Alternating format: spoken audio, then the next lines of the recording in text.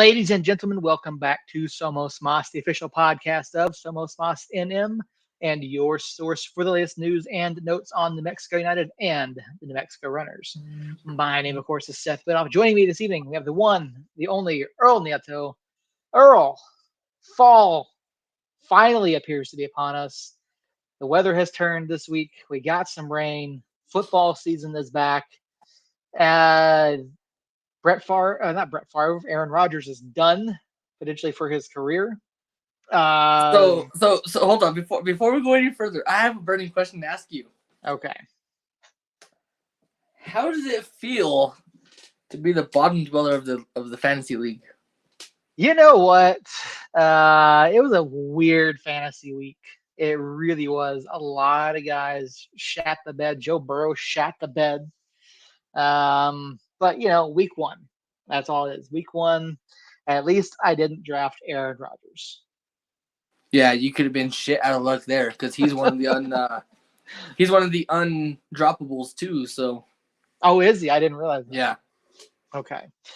Yeah. No, it's it was a weird football week. I mean, the Cowboys played like they actually gave a shit. Aaron Rodgers snaps his Achilles 4 plays into the game, potentially a career-ending injury for him. Falcons won, the Giants, the Cowboys won. Denver lost. The Jets still somehow managed to win. Yeah, I'm actually pissed about that. So Josh Allen, he shat the bed too. So I actually had a bet I placed at a casino, which, believe it or not, I do bet once in a while. So I had a bet going where that one actually paid out, and I cashed in today. I bet on the 49ers, the Cowboys, which I know those two are the favorites, and I bet on the Rams. Mm-hmm. The Rams being the underdog, that was a good payout. So I won $167. Cool. Well, then my father-in-law came up with he came home one day with it was like pick'ems for the week. And so me and Marlena sat around and we picked our teams together and who we wanted to win. And last night it came down to me and another person. I picked the Buffalo Bills. The other person picked the Jets. The payout was $396. We all know what happened because the fucking Jets decided to run one back in overtime. The first time they touched the ball, they run it back and win the fucking game.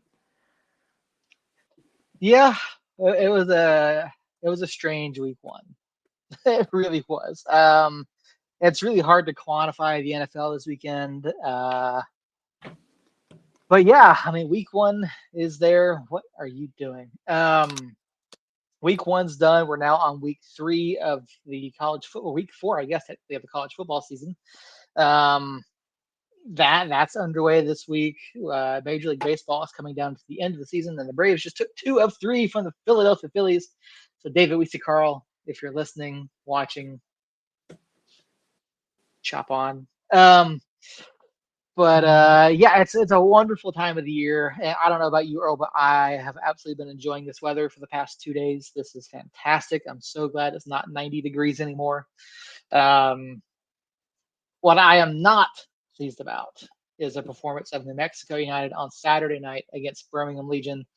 Earl, you and I both had New Mexico United losing this match on Saturday to Birmingham.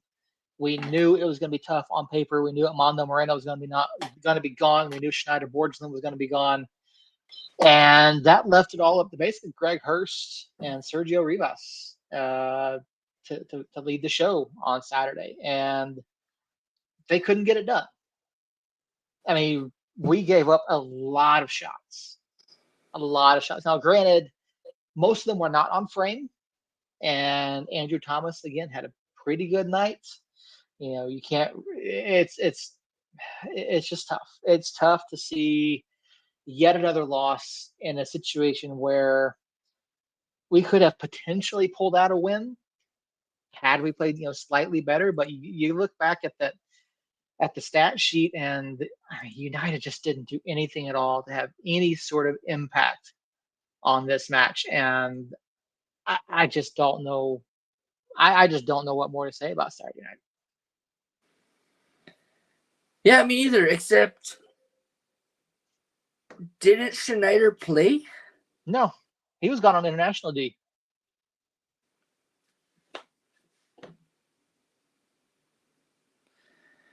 I don't know. Yep, Greg Hurst, Josh Suggs got the Suggs was as midfielder, but Hurst Oh was yeah, starting forward for us on Saturday. I was looking at the wrong recap. Yeah, I don't know what you were looking at. We played Birmingham. Yeah, we did. I was looking at Charleston. Yeah, wrong match there, Earl. Yeah, there we are. I don't know. I mean, this is probably horrible to say, but at what point do we start counting our blessings on the season and calling it in? The thing is, which I know we still mathematically we're not eliminated. Yeah. Which mathematically we still have a really, really good shot. No, we don't. A shot. We have a shot. We have a shot. But that's all we have. If we continue to play the way we do, that shot is going to turn into nothing in a hurry. I don't know. I don't know what fire we need to light. I don't know what needs to be done. But Jesus fucking Christ, for the love of God.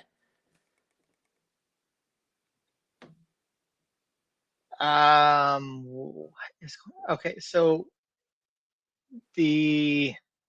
normally I go to 538 and look at their predictions, but their playoff predictions have not been updated since June, which is strange. I know heading into last week, our odds of making the playoffs, according to USLChampionship.com, was about 21% were our odds of making the playoffs. And at this point, even if we do, our attack is so anemic at times that I don't see us making it past the first round. And so you talk about, is it time to cash in the season? Is it time to move on? At what point do we start looking forward? I mean, you can go ahead and start looking forward to next year. It would take one hell of a run through the back end of this schedule and through the playoffs to really feel good about this season. Honestly, if we make the playoffs, I don't know that I feel good about it. Like, yes, to make the playoffs, great, good. We put together some results towards the end of the year and fought back for that, but we've struggled all year long to put together any sort of consistent form. And we had basically one stretch of matches where we played really well. And that's it. And that's not good enough. I mean, you can't have stretches of matches where you're not getting results. You can't have stretches. You can't have poor homestands. When you have 4 games in a row at home, you can't pick up 4 points. I don't care who comes in. You have to do better than what you did. And yes, we've had issues this year. Yes, we changed coaches. We've had a number of injuries. We've got guys going out on international duty, which is great. Great honor for them. Amando absolutely deserves it. Whether or not Borgelin deserves it, you can make the argument that he doesn't, based off of the lack of input he's had since joining the club. But based off his prior performance at Inter Miami, hold on. Schneider Bordigan did have some input with Charleston. Okay. He did get a yellow card. So he had some kind of input in the game. He did. He did, in fact, pick up a yellow in that game. And I mean, Bees was on 1-1-7. He's still not back. He talked about the recovery process. Bees is not back. Nava's been out. Clearly we know Nava will not be back this year. We're not counting on that. I certainly don't expect Eric Quill to throw Nava in here the last month or so, last really month of the season. I think that would be a really bad move. I don't expect Eric Quill to throw Bees in either. Because I if mean, he's Bees, I pushing can be. himself to where he's not 100% and he comes in and gets re-injured, I mean, I Well, the thing with honestly, at this stretch of the season, I don't see Eric Quill putting Bees in. mhm. The thing about that is it's not like it's an injury that Beats is going to react with. It's not like a hamstring injury. It's not like a muscle issue where he can re-aggravate that. The odds of him re-breaking his kneecap are slim to none. But for a veteran guy like Bees who can be creative, I think you have to play him at least in a platoon role. Bring him on for 30 minutes, 20, 30 minutes a match for the last 6 matches of the season. Give him an opportunity to generate something to try to drive the play forward, because we just Nicky's been good. I liked Zico Bailey in the midfield on Saturday. I think he did a pretty good job there.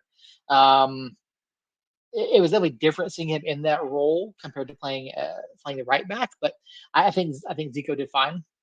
I don't have an issue with that, but you know Quill, he was trying to get some sort of productivity out of the midfield, some sort of creativity. And that's something Zico can do. That's something that he did on Saturday. You could see him trying to find different things to do. I mean, Santi has not necessarily been creative. Sergio, I thought, would have a bigger role on Saturday. And it took a long time for Sergio to get involved in that match on Saturday. So without having Nava, without having another playmaker in the midfield, I think you have to put Bees again, platoon role, 20, 30 minutes, give him an opportunity to create some, because he can score. We know Bees can score. We know he can create chances.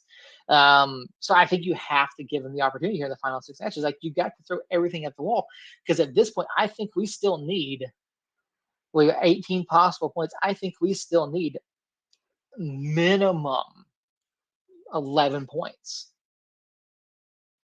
to have a chance. Because I mean, we're 4 off the mark right now. We're 4 points off the playoffs right now, and I think we need minimum 11 to get to 47 to be in. But I mean, and we've been very, very fortunate that the results around us have been almost favorable. I mean, Monterey's been on tear the past couple of matches, but you look at Oakland Roots. Oakland's lost 3 in a row. Colorado's winless in 3.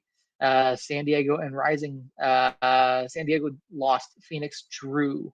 El Paso is winless in 4 or 5. I mean, we're winless in 4 or 5 as well, but we're still in the hunt. I just think our chances are slipping away every single match. Yeah, the longer we go not winning, the worse our odds look, the worse the picture looks. I mean, the longer we go not winning, the more likely we are of eliminating ourselves.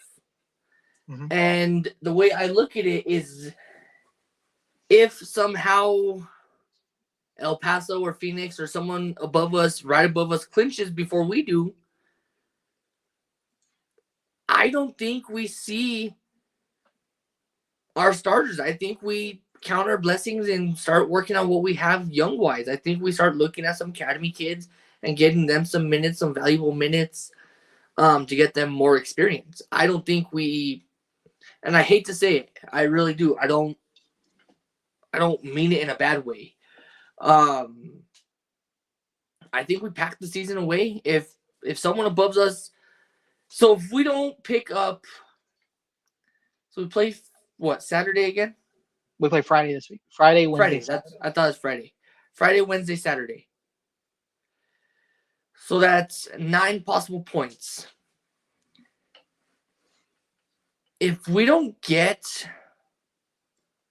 5 points out of that, I think we're done.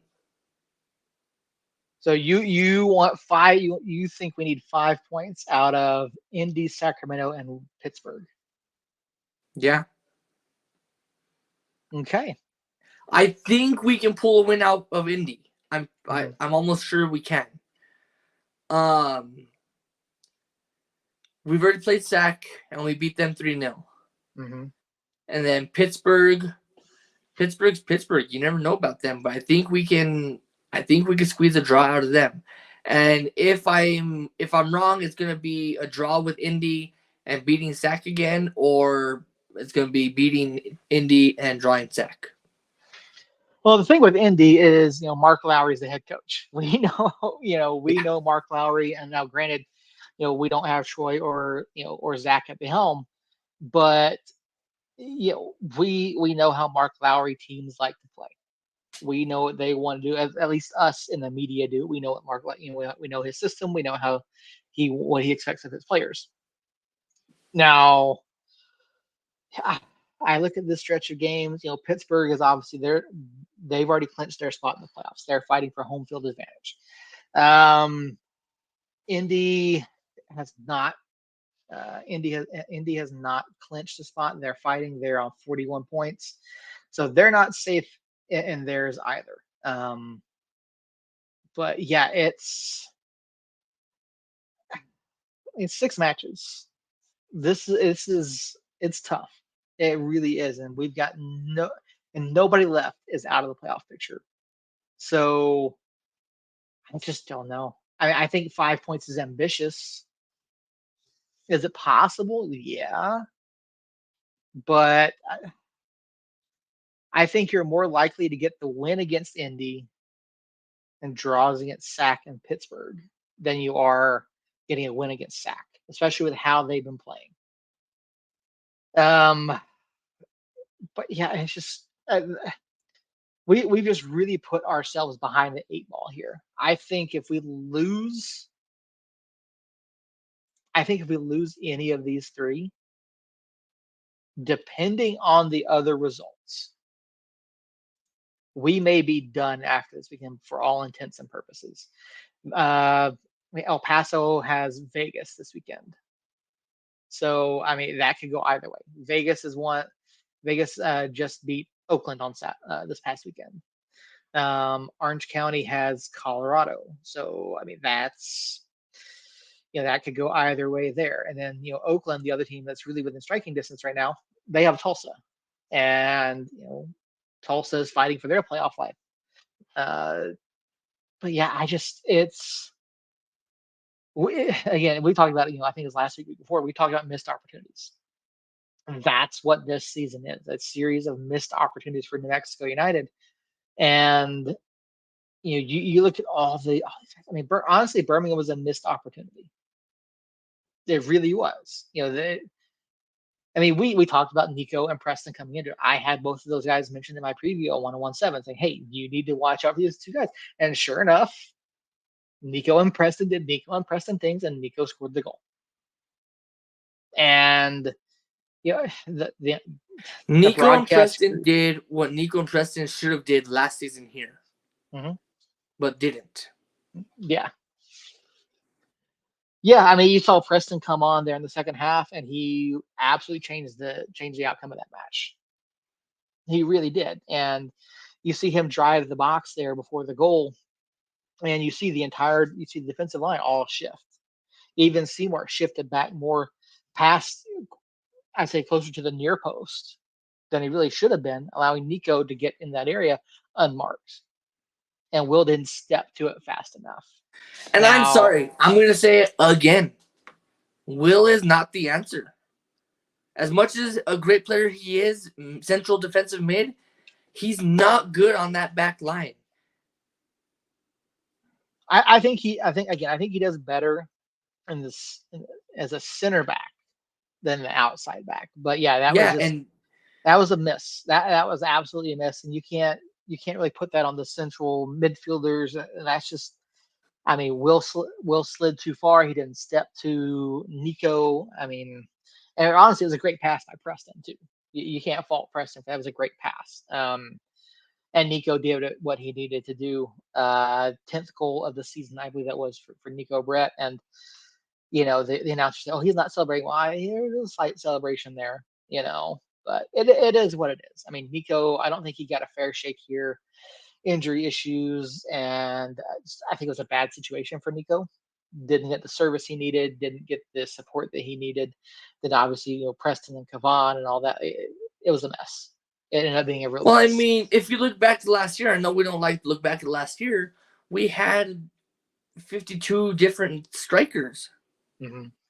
I mean, the striker room, the forward room itself was stupid crowded with too many egos.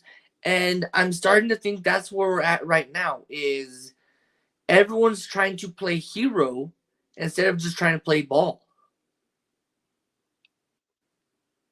And that's why there's so many missed chances is everyone's stressing to score a goal instead of focusing on scoring the goal. They're thinking we have to score a goal. We have to. When if they just enjoy playing soccer and use their talent that they all have, I mean, we have a talented squad. Mm-hmm. If you use your talent instead of your ass, something's gonna come of it. You have to be patient. You can't shoot 52 goal. What was the shot total? 17, I think there was. They had 20. We had 8. Right. So you let them score a bunch of goals because you like to play backwards where they pressure you. You make a dumb pass because that's what we're notorious of doing. Yeah, we had a couple giveaways that were not good. For the past 4 seasons, we've had one player, at least one player, who makes a boneheaded move and commits a stupid turnover. Mm-hmm.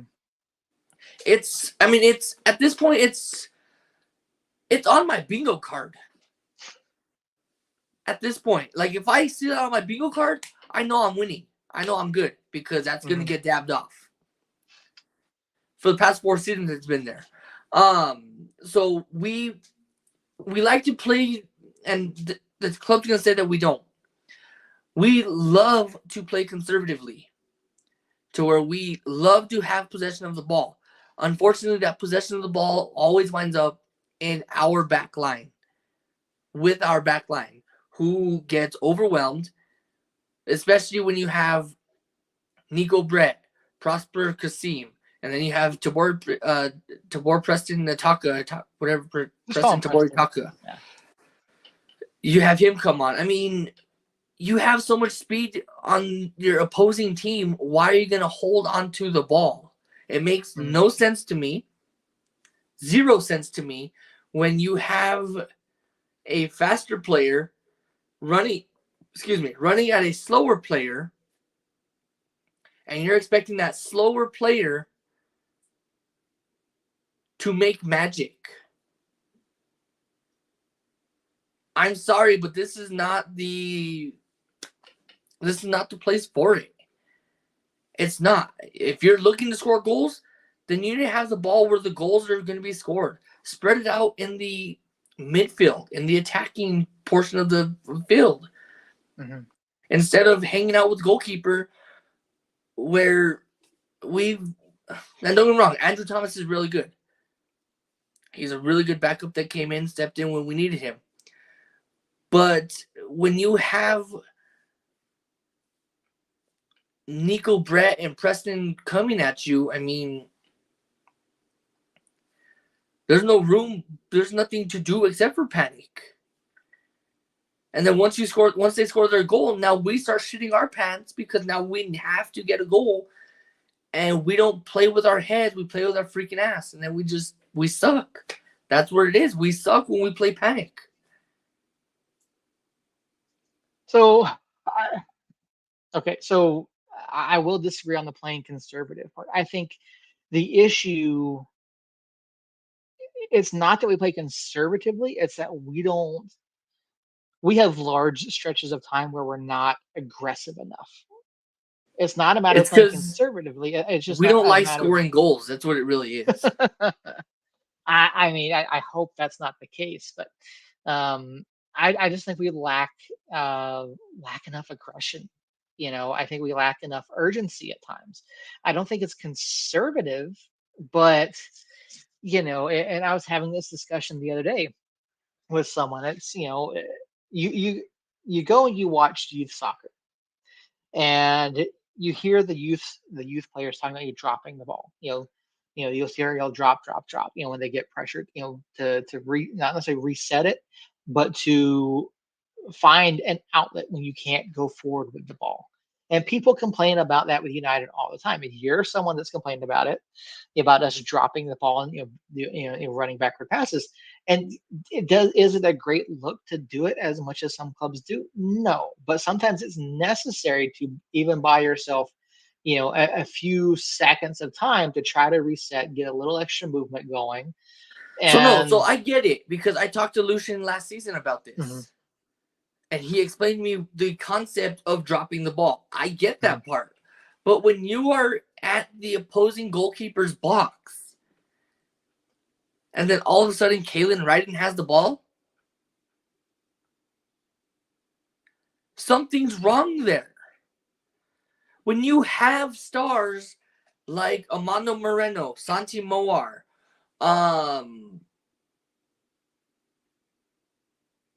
Sergio Rivas. I mean, you have striking ability, goal scoring ability. Mm-hmm. Shit, you could fucking put Brucey in that mix. He has 4 fucking goals. I mean, when you have striking abilities, why? I don't understand. Why do you feel the need to pass the ball to your defending players from your attacking position? Well, again, it's do you have the option going forward? And if you don't, then you have to move the ball another way. You can't just sit there on the ball. It's not like the NBA where you can just sit there on the holding the ball, waiting and waiting, because you have to generate openings. You have to generate movement not only for your own team but from the other team as well. If you're not forcing the defense to move, it makes it that much harder on yourself. Now, and I love Brucey. I think Brucey's fantastic. I think he did fantastic after Cole came in. And you saw when he came in on Saturday, he went and started, he played up top.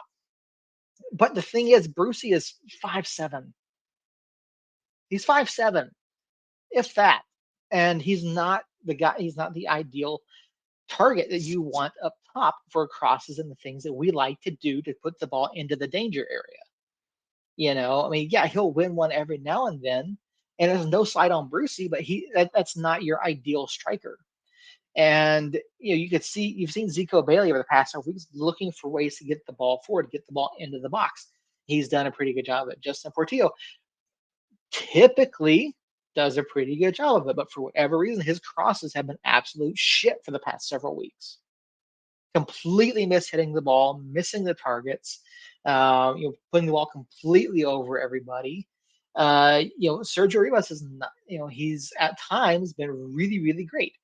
He was not involved anywhere near enough on Saturday. So you talk about why aren't we, when we have the ball, when we're going forward, we get to that final third, but we're not putting that extra ball into the box. It's number one, do we have the option to go forward? Do we have the bodies there? Do we have an open opportunity to do it? Do we have enough spacing from the wings or from the midfield or wherever to put that ball forward? And if you don't have that movement, if you don't have the attention grab like we saw Schneider do a couple weeks ago against Tulsa, pulling defenders away, you don't leave yourself very many options. So you have to drop the ball to generate that extra movement. And I know it's frustrating for fans. I know it's frustrating for people, but you can't. That's just the way it is. And again, our service to the box has not been great this year. I know, and so our chance generation has not been great, and that's something that has to turn around. So yeah, I get it that you have to reset and drop the ball, whatever you want to call it. It's resetting. It's in United terms. If you watch a United match, you're resetting because you're killing all your momentum. Because as soon as that ball goes, because it's not where it goes to midfield. No, it goes all the way to the keeper. Mm-hmm. Like you're not resetting or dropping the ball, and there's dropping the ball. I get that, but then there's what United does, and they drop the ball all the way to the keeper. Dropping the ball, you take your steps into dropping the ball. You look for your midfielders. If there's nothing there, okay, cool. You look for your outlets. If there's nothing there, then you go to your defensive players. You don't instantly think, oh shit, I'm out of space here. Where the fuck's Kalen?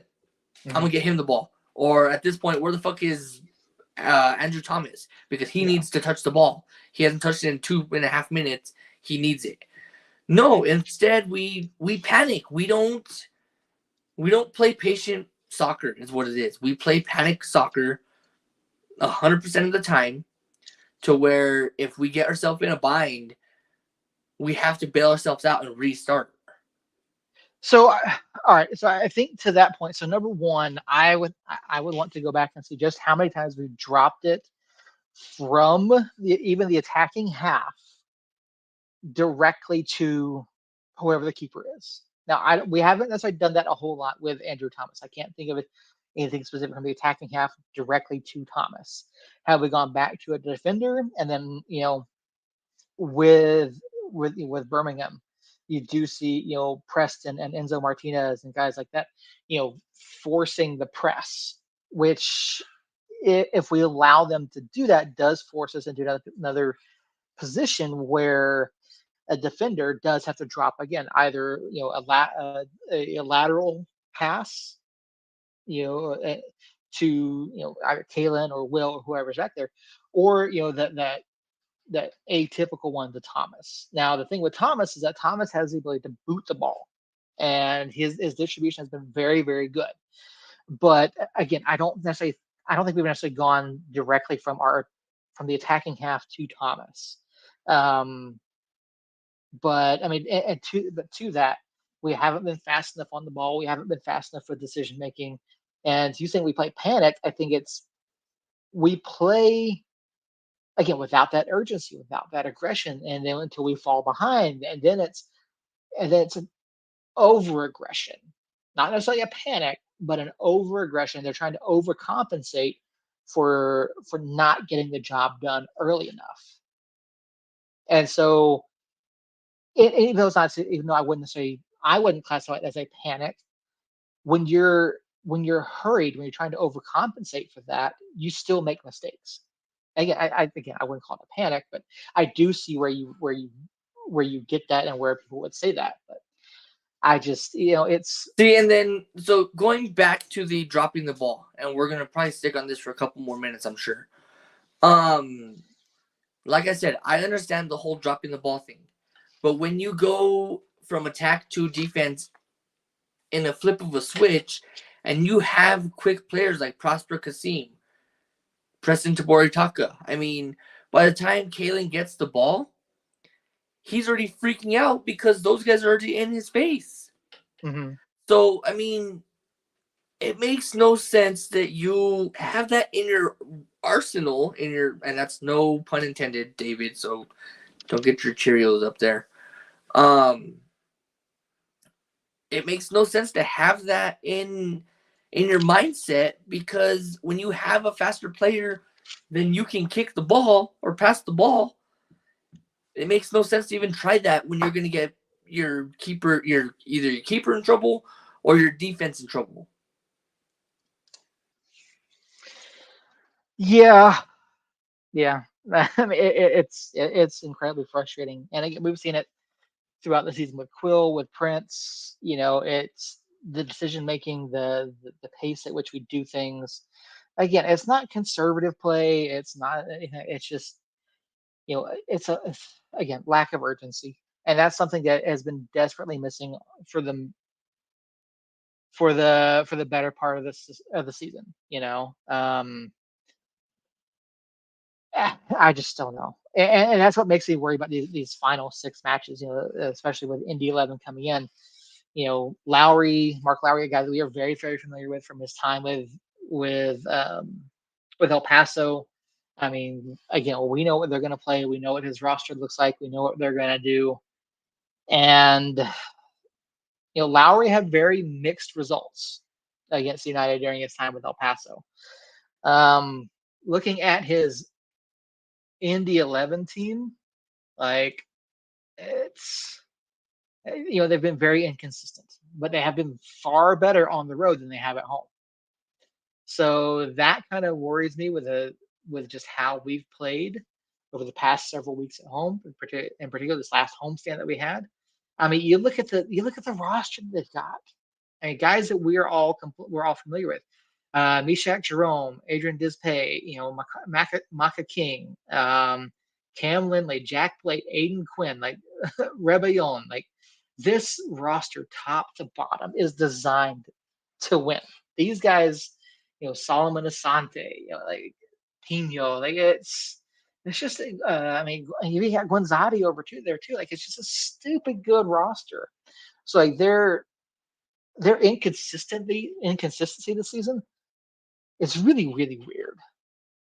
And maybe it's because it's Lowry, maybe because it's I just don't know. I haven't watched enough of them to know what exactly their issues are this season. But again, if we're looking at this as the final six, this is probably our best chance to pick up points, or at least pick up a win in the next three matches. And obviously, again, I just rattled off half a dozen names of guys that we're very very familiar with, that our team should be very familiar with, and how to play against them. And I mean, maybe coming back to the lab, I just don't know. There's no momentum there. Yes, Armando Moreno will be back on Friday. Yes, Schneider Borgen will be back on Friday. But do either of those matter? Does being back at the lab on Friday matter for this match against Indy 11? For Armando, yes, because Armando has actually made important strides for the club. I mean, he scores goals. I think he's at 6 or 7 now. Mm-hmm. So yes, Armando coming back is very, very important. Schneider, on the other hand, I can care less. He could stay wherever the hell he went, for all I care. Because if you watch that match too, I'm almost certain he did absolutely nothing. Yeah, I'll have to look back. I'll look and see what he did on international break. I don't know. So us getting Armando back is definitely important, especially in this last six matches. Hopefully, this is the only international break that we have to see. Yeah. Because I know what happened last time Armando went on international break for more than one occasion. It became ugly for us, and he was out for an entire season.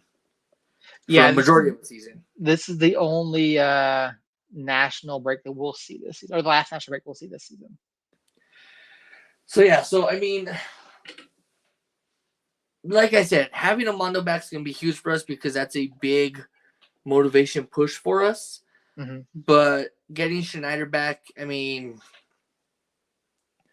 it's like taking trash from outside and bringing it inside. Okay. It's pointless. Wow. Wow. I don't know how to take that one. And I'm not. So hold on. Let me clear the air there. I am in no way calling Schneider trash. Okay. I'm just saying it's pointless, or it makes no sense to have him back because he is not contributing one bit. Mm-hmm. It's so a better reference, I guess, would be is like having a brother come live with you who's not paying rent. Okay. But he's eating your food. That's a better reference. Okay. So let's see. Schneider Borgelin came on in the 75th minute of the match of Haiti, the match against Cuba on the 8th. 75th, no goals. That match ended in a 0-0 draw. Haiti also played today. Let me double check that. Yeah, today. 2-2 draw with Jamaica.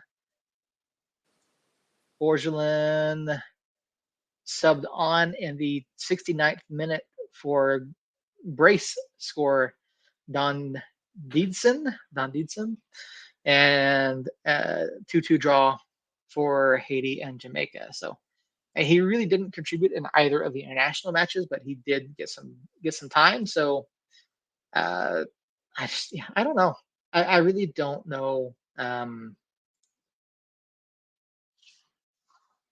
I just don't know. Like I look at him, I see potential. I see the things that he has been doing. I don't think he's as I don't personally. I don't think he's near as bad as what other people think, particularly within the Mexico United Nation. Um, but then again, I also look at things differently than a lot of people do. I tend to be far more. Uh, I tend to look more at the tactical side of things and not just the stat line. So there are ways to impact the match, other than being on the score sheet. So But yeah, even the looking. tactical side, I mean, he's obviously not drawing defenders to get someone open. I refer you back to the Tulsa match. 3 weeks ago. Yeah. What has he done since then? I agree. What has he done since Tulsa? I mean, again, you look at his hold up play has been pretty good. He does Picked up draw a yellow card. attention. That's He all did he's pick done. up a yellow card. Yeah, it's hard. Again, we've talked about with every striker we've had for the past 2 seasons. It's this lack of service, lack of opportunity, and so when you have guys who aren't getting the opportunities to shoot, who aren't seeing the chance creation around them, who aren't seeing the creativity. I mean, there's only so much they can do by themselves. None of these guys Do are do Messi I or need to Mbappe. remind you of Oakland when he had a chance and he Oh, half-assed I it? know. I'm very well aware of that. So if I'm anyone on United right now, servicing a ball to the attacking part of the field or attacking players on the team, Mhm. I'm avoiding Schneider after the shit he pulled in with Oakland. I'm not even looking his way because of that. Because if he's gonna think he's offside and not even try, even though he didn't hear a whistle, he didn't see nothing going on, but yet he still half-assed it. No, I'm not looking his way. I'm sorry, but I'm not. I I get it. I just think that's the absolute wrong mentality because like And when if you I'm the head have coach, if I'm Eric Quill, Schneider's not looking at the pitch until the 75th minute, anyways. 60th minute, 65th minute. That's just how I see it. If you're gonna not put your entire heart out there, that's what I'm preaching. We're gonna go play entertaining football, entertaining soccer, but yet I'm gonna put Schneider Bordigan out there, who's gonna half-ass pooch something and just play patty cake with the keeper. No, you're asking to sit down and wait till the 75th minute to go on. All right, well, there you have it, folks. There is Earl's application to become the next head coach of New Mexico United. There's his strategy for using Schneider Borgelin. Earl, how would you like to use Sam Hamilton going forward? How about we just use this moment to take my prediction? Let's do that. Indy 11 at the Lab Friday night. Obviously, Indy is a supremely talented side. Just looking at their roster, very inconsistent in their form. Better on the road, like we mentioned, than at home. Fighting for their playoff lives as well as New Mexico United. Earl, what's your take on Friday night? 3-1. Us. Okay. All right. Bold prediction there. 3-1 United at home over Indy 11. Earl, who gets your goals? Mondo with a brace, and I think Santi gets one. That's a shout out for Maya. Okay. Santi's been, yeah. Yeah, I think he finally picks it up and gets something in. That's Maya's favorite, so I'd be doing her a disservice by fucking the duck and not picking up not getting Santi a goal. Yeah, it sure would be nice to see Santi get one. It'd be nice to see a lot of guys get a goal on Friday night. Again,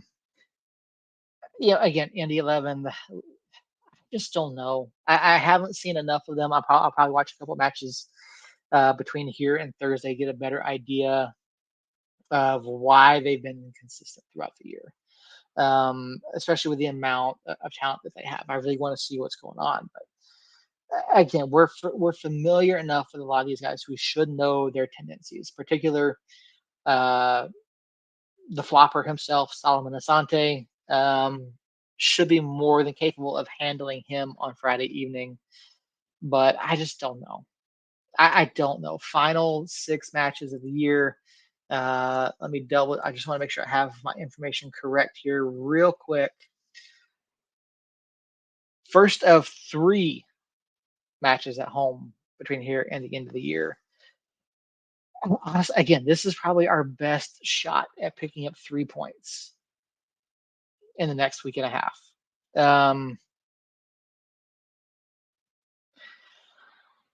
I'm gonna go 2-1 us, and it's not gonna be easy. It's not. Um, I think we have to grind this one out. I think it comes down to it late, but I think this is our chance right here. Pick up 3 points here, build even just a tiny bit of momentum going to So Sacramento. who scores your goals?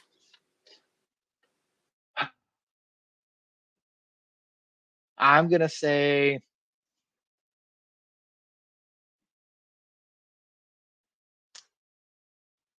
I would say Bees, but I'm pretty sure he's not gonna be. I'm pretty sure I'm about 90% sure, based off of what I know, that Bees will not play on Friday.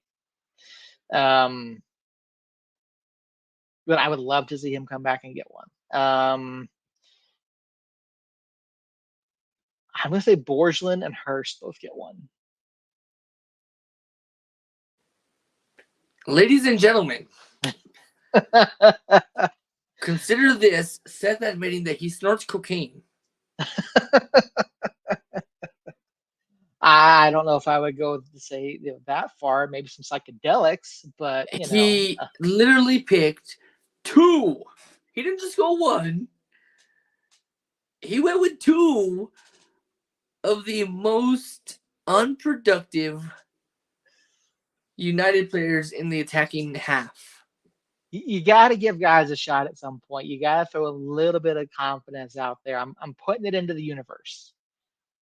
I'm putting it out there that those 2 guys are going to get off the mark on Saturday and pick up the goals for us.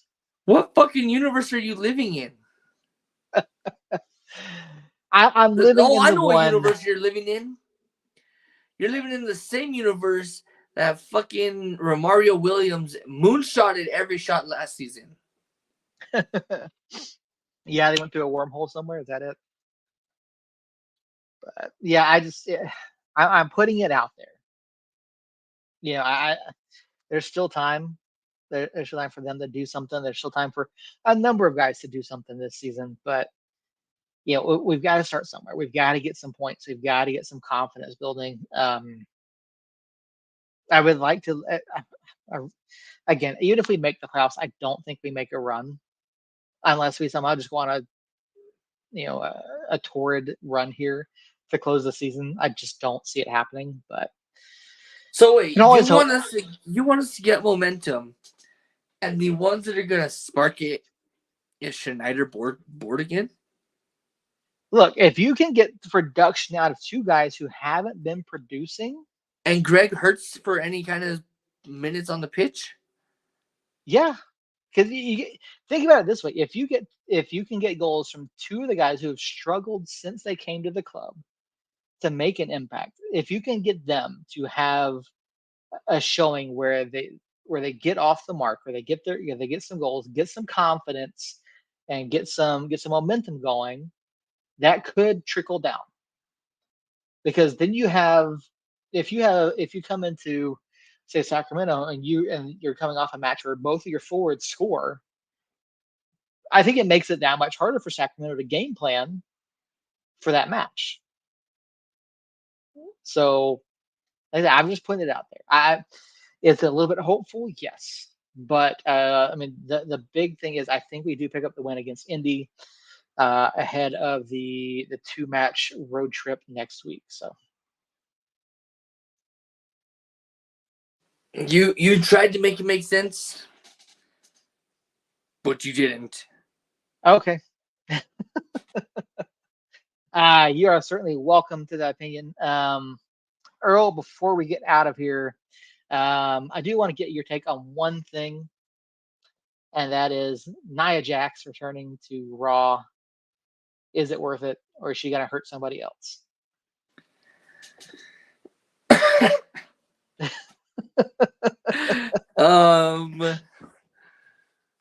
The last time I saw Nia Jax, she was screaming, "Oh my hole!" Okay. I don't see her doing much when she comes back. When I don't see her doing much. Now she's back. Okay. You think she gets a shot at Rhea now that she's interfered in the championship match? No. So what was that about then? That was her trying to make a statement. So yeah, she'll have a championship match, but they're not taking that title off Rhea anytime soon. Okay. I was just curious. I know that the clip of her, re-emerging on Raw made the rounds on social media. So I was curious about your take on that. I'm pretty sure the next women's champion on Raw will be Sasha Banks. Okay. I think she makes her return. I think we see the return of Randy Orton sometime soon. I think we see the return of CM Punk sometime soon. Really? Yeah. I was not on the CM Punk train recently because I was not aware that the merger between WWE and Endeavor was happening so soon, which happened today. And with that, and CM Punk being a former UFC fighter, I think he picks up a WWE contract to go have some fun. Interesting. All right. Well, there you have it, folks. You got our predictions for this weekend. Earl going 3-1 United over Indy. I'm going 2-1. No, you're going fucking crazy with your picks. Maybe. Horse shit. Just maybe. But we are both predicting a win over Indy 11 this weekend to give United a hold on. Before you close out. Okay. We talked about panic goals and panic plays. Mm-hmm. You just made a panic pick. Nope. Not a panic pick. It makes no sense to me.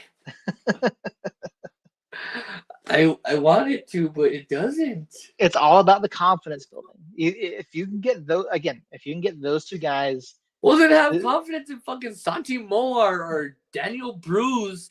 Someone that can actually. I already have confidence in Brucey. Okay, I have right now scoring goals. Right now, I have about as much confidence in Santi as I do Hurst and Borgelin. And right now, I have as much faith. Oh, Maya, I fucking love you, just so you know. I have as much faith in Borgelin making an impact as Maya going to bed on time. That's where you become a parent, Earl. Oh yeah, trust me, I know. Yeah. So, but you can't force it to fucking happen with the grown ass adults. With the 6-year-old, you can. But a fucking grown ass adult, you're not going to make it happen. No. Again, that's why I think if they can get goals on Saturday, I think that it helps your confidence, and I think it gives Sacramento more than one thing to think about. Because instead of keying on whoever that 9 is on Saturday or on Wednesday, I should say, you open up the possibility that Sacramento then has to game plan for multiple guys. So. Because right now, if you look at it, they don't have to game plan for Borgelin. They don't have to game plan for Hurst. They're game planning for Armando Moreno. But if you get Borgelin, I agree. But if you get Hurst and Borgelin to score, that gives Sacramento more things to worry about, which then opens up other opportunities for for Moreno, for Brucey, for Moar potentially for Borland and Hurst, if they can get off the mark. So if you say so. I mean, Yep. It makes zero fucking sense in my mind. I don't think it's going to make any sense in my mind for a while now because we've seen what they've fucking done. And I mean, Hursty all fucking season has two goals. Mm-hmm. And that happened in El Paso. July 4th. Or July 3rd, whatever fucking day it was. Maybe it was May. Either which way, he hasn't scored a goal in fucking 3 months, 4 months. Then you have Schneider-Board again, who is probably still sleeping over there because he fucking thought he was offside. All right. Yep. We'll see. We'll see what happens this weekend. We'll see if United can get a win. We'll see if they build some confidence going forward. But yeah, we're both picking United over Indy on Friday this week. So for Earl, for Jacob, for myself, we appreciate each and every one of you who's watching or listening to the podcast on podcast feeds later in the week. We do appreciate everyone stopping in, liking, following, doing all that fun stuff. So for all of us, until next time, Somos Unidos.